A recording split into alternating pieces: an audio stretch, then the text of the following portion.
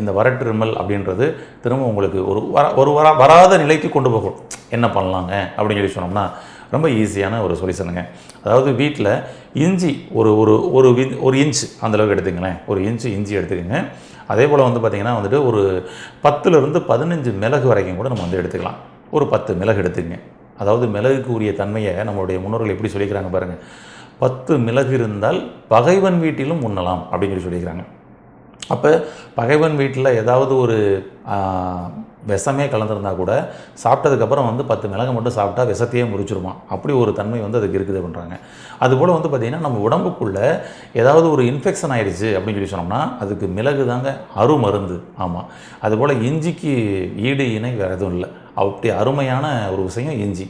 இந்த இஞ்சி மிளகு இது கூட பார்த்திங்கன்னா நம்ம ஒரு ஸ்பூன் பார்த்திங்கன்னா ஜீரகம், அதே போல் பார்த்திங்கன்னா ஒரு ஸ்பூன் மஞ்சள் தூள். அவ்வளோதாங்க. இதுதான் நமக்கு தேவையான பொருளே.